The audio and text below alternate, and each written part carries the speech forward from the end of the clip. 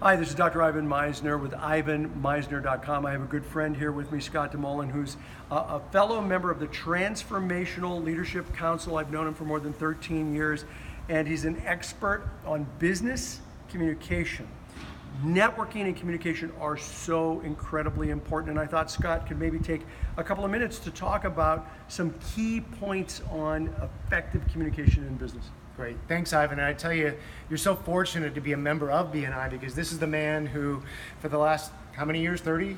34, but who's going to... I was going to say, I don't want to call you out there. And what I love about this is that BNI helps people open that conversation.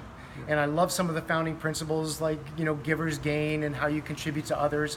And there's one or two mistakes that people make that I'd love to share with your group, your community, that will help you make sure that you don't become a casualty. How do you mitigate your risk? Because so many small businesses fail. Now, if you stay and continue to network and grow, there's two other things you can do. One is, and Ivan, finish this sentence for me.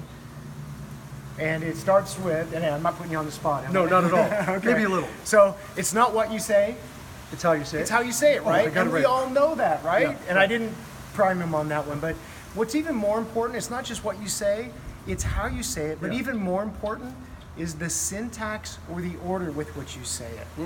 So oftentimes, especially when you're young in business, you want to get out there and tell everybody how you're going to help them become wealthy, healthy, wise, how you're going to improve their finances, their relationships, whatever it is that you sell.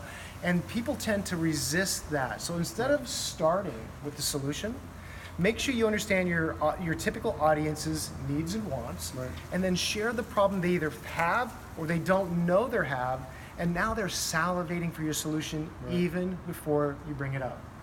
And the other thing is to make sure you leverage your ability to communicate. I don't know if anybody out there likes to work hard, but my belief is you should work leverage. And that means instead of doing one-on-ones all day, do what Ivan does really well, and that's to get out and speak in front of a group of people. So if you can do 3 people or 300, getting that leverage. Now, one-to-ones are good. And what he's saying is also really good. Yeah, because you have to do that anyway, and make sure that you continue that leverage. And I'll tell you the biggest mistake that people make when they get in front of a group is they present. And I'm going to challenge you to shift from presenting, or that verbal vomit tendency or desire to just spew out what it is you do, to shift from presenting to persuading. And persuading comes from asking questions. Does that make sense?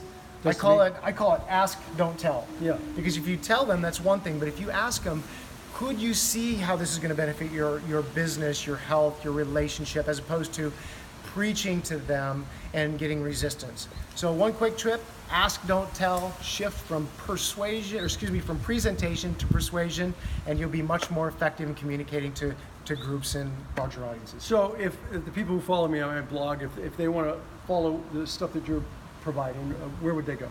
Go to destinytraining.com, and if you ever want a trip to Las Vegas, come see us in Las Vegas, Nevada. destinytraining.com. Listen, I highly recommend Scott. I've known him for a long time. He's got great content, so go check out his website. Great suggestions today. Thank you so much, Scott. I really appreciate you. This is Ivan with IvanMisner.com. Thanks for watching. Thanks all.